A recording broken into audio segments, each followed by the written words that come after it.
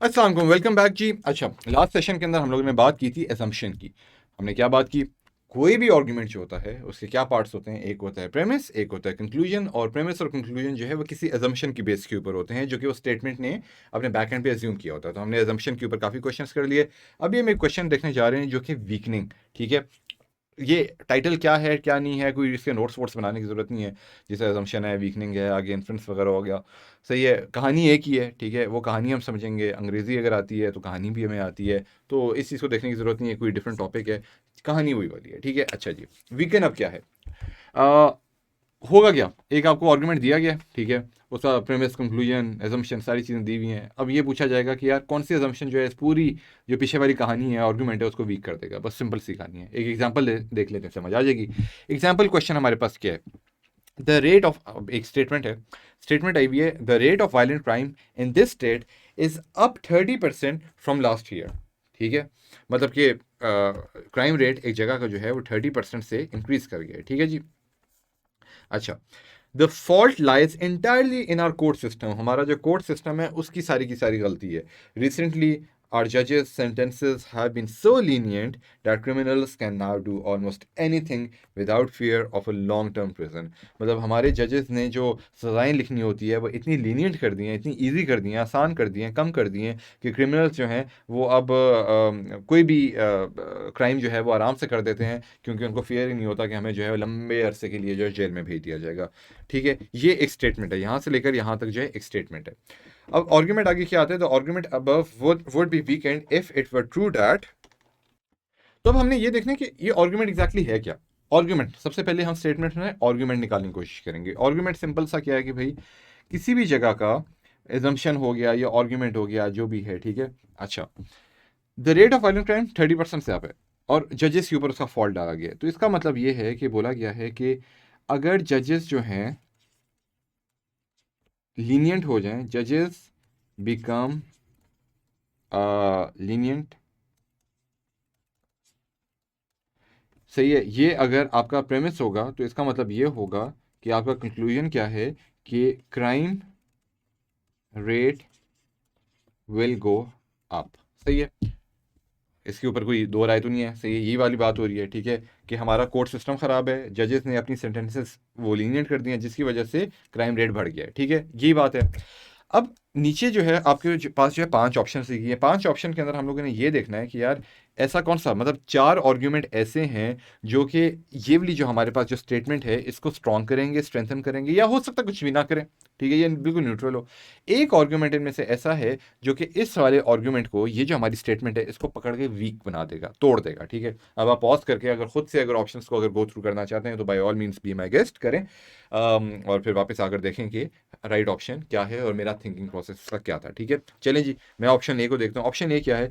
75% of other states in the nation have lower crime rates than does this state.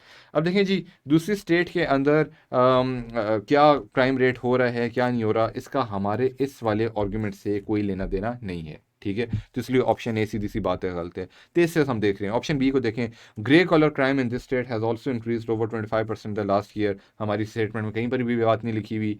ठीक है, तो strong week ये statement कर ही नहीं रही, कुछ भी नहीं कर रहा, ग्रे कॉलर की कोई मेंशन ही नहीं है, तो ये भी नहीं है। सी को ज़रा देखते हैं। 45% of the police in this state have been laid off in the last year due to budget cuts. अच्छा, अब ये देखें जी क्या कह रहे हैं कि 45% of the police in the state have been laid off, मतलब कि 100 में से 45 पुलिस वालों को उन लोगों ने नौकरी से निकाल दिया। सही है, तो नौकरी से निकाल दिया है बजट के कट होने की वजह से। हो सकता है बजट आया और स्टेट का उन्होंने बोला भाई निकाल दो पुलिस वालों को। तो अब ये आर्गुमेंट जो है डेफिनेटली थोड़ा सा, अगर तो ये वाली बात सच है। ठीक है, अब क्या लिखा हुआ है? The argument would be weekend if it were true that. अगर ये वाली बात सच है, अगर तो ये वाली बात सच है कि 45 45% पुलिस वालों को अगर नौकरी से निकाल दिया गया है, तो जाहिर सी बात है क्राइम रेट तो बढ़ेगा। क्राइम रेट जो है वो कंट्रोल में तभी होता है जब पुलिस भी आपकी उस वाले एरिया की स्ट्रांग हो। तो ये एक, अगर तो ये वाली बात सच है तो फिर आप कह सकते हैं कि हाँ, सारे का सारा फॉल्ट आप जजेस पे नहीं डाल सकते हैं। जजेस का हो सकता है जजेस हमेशा से लीनियंट है। ठीक है, लेकिन रिसेंटली क्योंकि 45% बजट कट हुआ है पुलिस का, पुलिस वाले निकाले गए हैं, हाँ शायद इस वजह से क्राइम रेट आपका बढ़ा है। तो यहाँ पर हमने क्या प्रेमिस रखा था? जजेस बिकम लीनियंट, इस वजह से क्राइम रेट इंक्रीज होता है। लेकिन अगर तो ये बात सच है कि पुलिस को निकाल दिया गया है तो उसकी वजह से भी क्राइम रेट इंक्रीज हो सकता है। तो हाँ, ये ऑप्शन जो है हम रख सकते हैं अभी, ठीक है। चलें ऑप्शन डी देखते हैं। Polls show that 55% of the population in this state oppose the capital punishment. Again इसका कोई लेना देना नहीं है हमारे पर्टिकुलर आर्गूमेंट के साथ। पोल्स शो क्या करते हैं, 55% of population this state oppose capital punishment. Capital punishment तो होती है एक बंदा जिसको मार दिया जाए, ठीक है।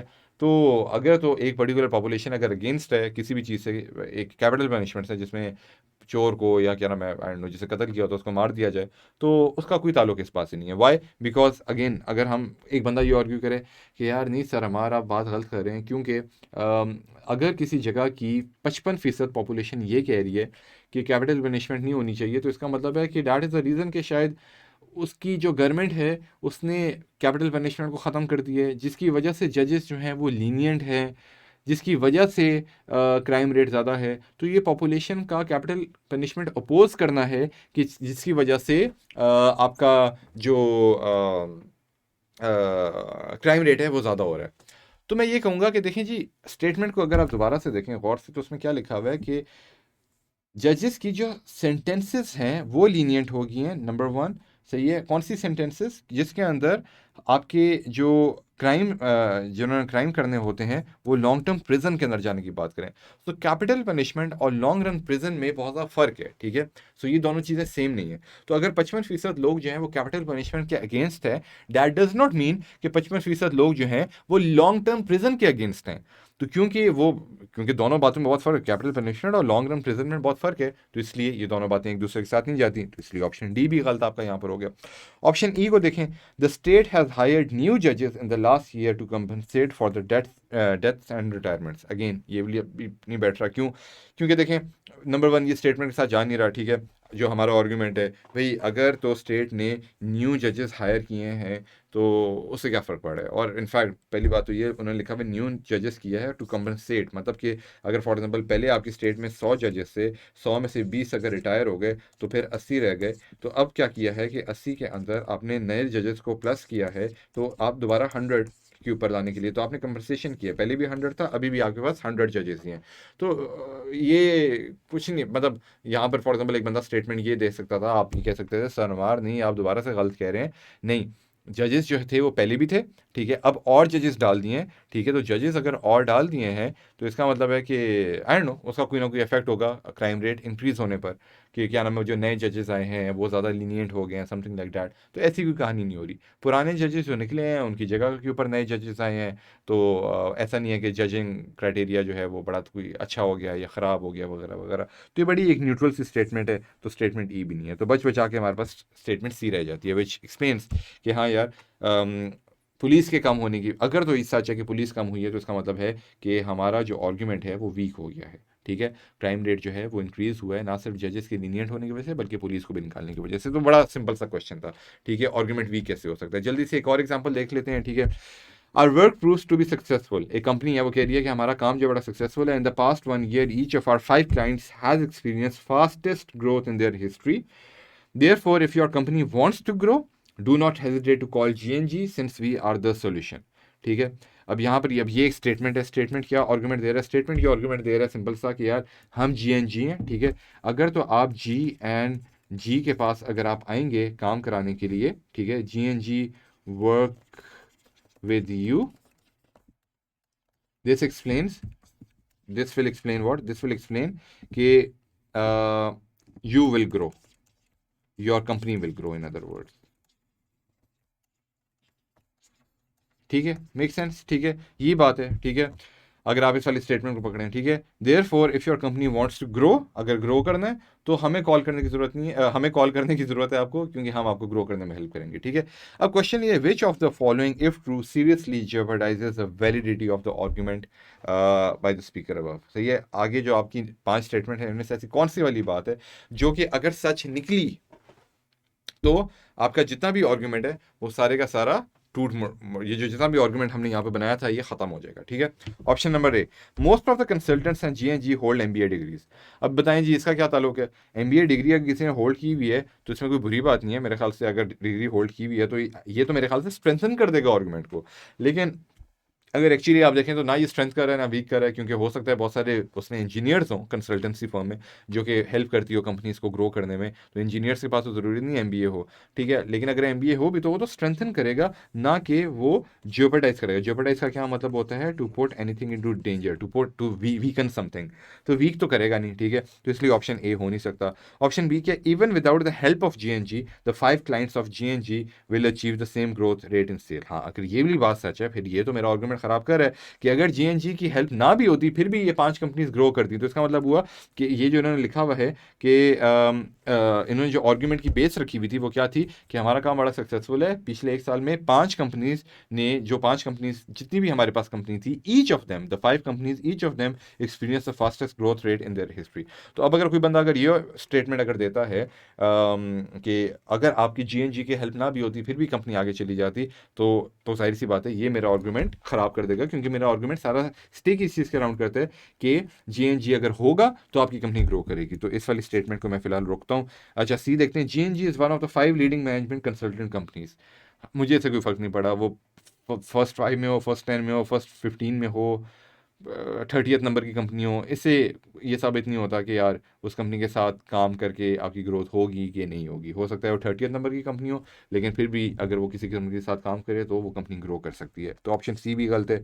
डी को देखें जी। GNG uses an updated accounting approach to help companies to cut cost.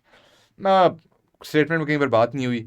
वो अकाउंटिंग सॉफ्टवेयर यूज़ कर रहा है, बिजनेस सॉफ्टवेयर यूज़ कर रहा है, या सीआरएम यूज़ कर रहा है, या सेल्फ सर्विस आर्टिफिशियल इंटेलिजेंस या मशीन लर्निंग को यूज़ कर रहा है, we don't really care, right. तो इसलिए ये भी गलत है, ठीक है। वो चाहे जो मर्जी कर रहा है, हमें इससे कोई फर्क नहीं पड़ता। ऑप्शन ई को देखें जी। All of the 5 clients of GNG are doing their business in the financial industry. Well, not really. हो सकता है कि वो जो 5 कंपनीज हैं वो कोई अपैरल इंडस्ट्री के अंदर हो, एजुकेशन इंडस्ट्री के अंदर हो, इंश्योरेंस के अंदर हो, बैंकिंग के अंदर हो, ऑटोमोबाइल के अंदर हो, फर्क नहीं पड़ता, राइट, ठीक है। तो वो किसी में भी हो सकते हैं और वो ग्रो कर सकते हैं, ठीक है। तो सिर्फ फाइनेंशियल इंडस्ट्री के अंदर होने का ये मतलब नहीं है कि वो ग्रो कर सकते हैं। ना जीएनजी सिर्फ जो है फाइनेंशियल कंपनीज के साथ काम करता है, तो ये भी कहीं पर स्टेटमेंट में लिखा हुआ, तो ऑप्शन ई भी गलत है। तो हम बच बचाकर सिर्फ ऑप्शन नंबर बी के साथ रह जाते हैं, ठीक है। तो सिंपल सा था जी वीकेंड। इस तरह के भी क्वेश्चंस आपके पास आ सकते हैं। पीएमसी ने अभी रिसेंटली एक लिस्ट भी जारी किया जिसमें से कुछ सैम्पल क्वेश्चंस दिए, उनको भी डिस्कस करेंगे।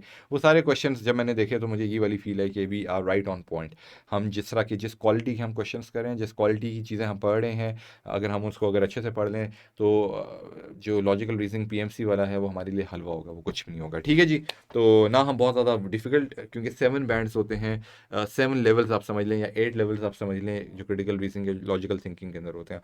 तो हम लोग मेरे साथ लॉजिक लेवल 2 या 3 या मैक्सिमम 4 के ऊपर हैं, और जो पीएमसी आपको क्वेश्चन देख रहा होगा वो भी 3 और 4 के बीच में होंगे। तो हम लोग एक्जैक्टली अलाइन कर रहे हैं इस टाइम पे पीएमसी के डिफिकल्टी लेवल के साथ, ठीक है जी।